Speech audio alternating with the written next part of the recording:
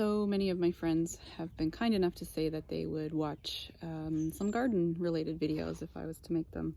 So today I thought I would give it a try. It's Easter Sunday, so I'll say happy Easter. I hope everyone is staying safe and finding a little bit of joy in each day as everything is so crazy right now. Nothing feels totally normal, but at the same time it all feels really normal.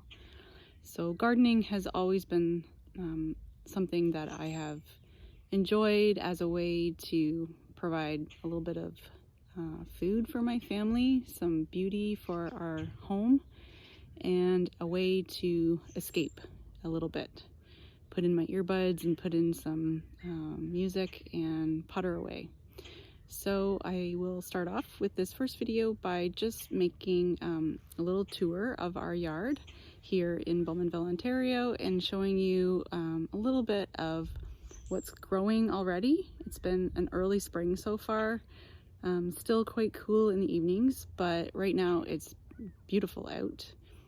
It's maybe 10 or 11 degrees Celsius, so it's a really nice afternoon. And we have some perennials, some shrubs, and even a few veggies going so far. And so I hope you enjoy this tour. Something for you to keep in mind is this is not fancy. We don't have a fancy yard. This is our yard. This is the way we live in it. So there's kids' toys around. There's the good, the bad, and the ugly happening here. So I hope that you will bear with us, and I hope that you can relate to what it's really like to live with a garden and a yard and a family in real life. So just to give you a little bit of an idea where we're starting from, I'm standing at the very back of our yard, and I was sitting at that picnic table there just a minute ago with the evergreens, the cedar behind me. So I'm gonna just spin around to the other direction at the back, very back of the yard, and start there. So this is a garden that we started just last year. We had a shed here before, but we hauled the shed out and put in just some chunks of this perennial stripy grass that spreads. So if anybody wants any of this perennial stripy grass, it makes a nice clump and it's pretty, but it can be invasive, so I always have to divide it a lot. Oddly enough, a few annuals survived back here, so I've left them. I kind of forget what variety it was, but these were, I think, dianthus, so like a pink or fuchsia colored flower, and I'm sort of curious to see what they're gonna do. They're not usually hardy here in this zone, so I've just kind of left them alone. We also have a bunch of hostas back here, and you can see the hostas popping up because they have these little purple nubs where they're coming up.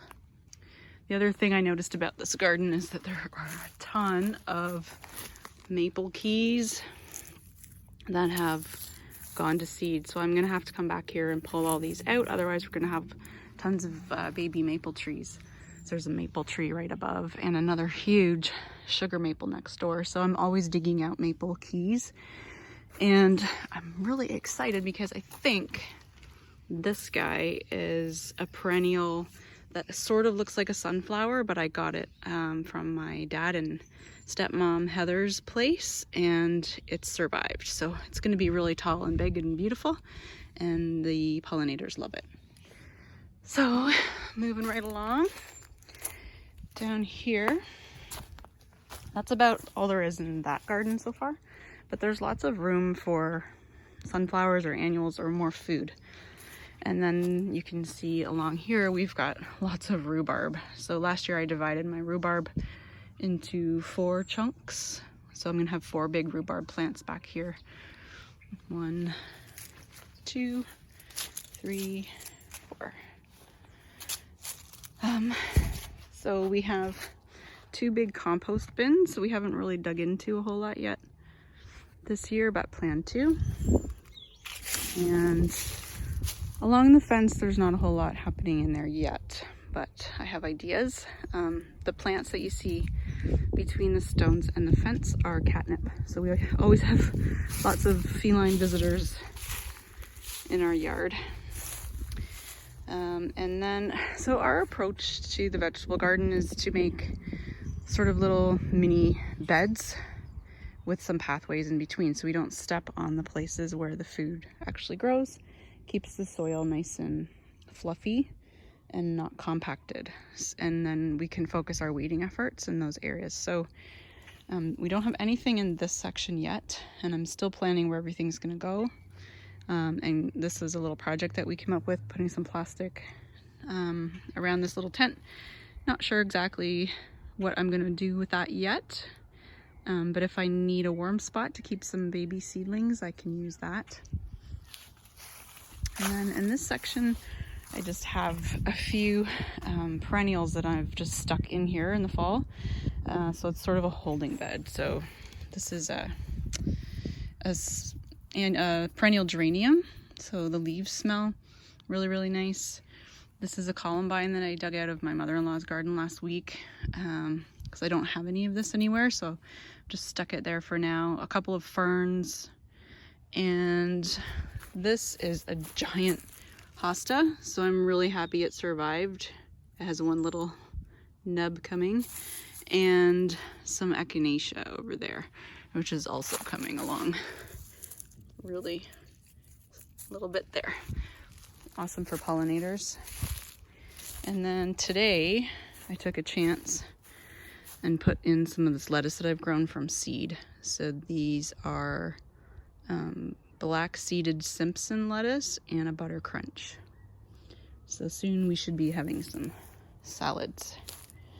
This is Nate's plot. So he hasn't done anything much with it yet except measured it out, and he wanted to put these stakes around the corners, so maybe we'll give him some climbers to grow. The lilac has some big beautiful buds. And over here, these little red sprouts that you see are raspberries. And we have had raspberries in this garden. As you can see back there, there's some dead wood. That was where they used to be. Actually used to be all across here, but we dug them out because they were not really happy, not producing, and kind of not in the right spot. So I've decided I'm going to just let them go in this section this year because I love strawberries from the, raspberries from the garden, and there's no getting rid of raspberries once you have them. You might as well accept that you're gonna have them forever. So I'm gonna have them here this year. And then in this section I have two varieties of kale. This one is a new one from Renee's Garden Seeds called Purple Moon Kale. And the other one is a dwarf blue variety. So I've got 8 kale plants in here, and then these are also from Renee's Garden Seeds. This is Wine Country Mesclun, although I think it's labeled California Spicy Greens. I think it's a bit of each. California Spicy Greens and Wine Country Mesclun. So they're both in there. And then over here we have garlic, which is already coming up and was planted in the fall. And I've also planted some peas and more of the greens. And that's all that's in there so far. Around the rest of the yard we have some more flowers and things. These are what my friend Kim calls ditch lilies. They're very tall orange daylilies. And then around the deck we've got more hostas and a few different perennials. A couple of little blue spruce that I couldn't bear to throw away. And we have some daffodils that are going to pop any day. So earlier I talked about real life. Our fence is in a little bit of rough shape, so Graham has put up some supports to prevent it from going over in the event of a windstorm, and there is some wind coming. So it's really nice to know when you go to bed at night, you're not going to wake up to the fence tipped over. In this section, we have peonies, and they're starting to come. And these guys will be a green-headed coneflower, which is really tall. It's like 5 feet tall, and it's beautiful, and the bees love it. It's a heirloom variety of echinacea.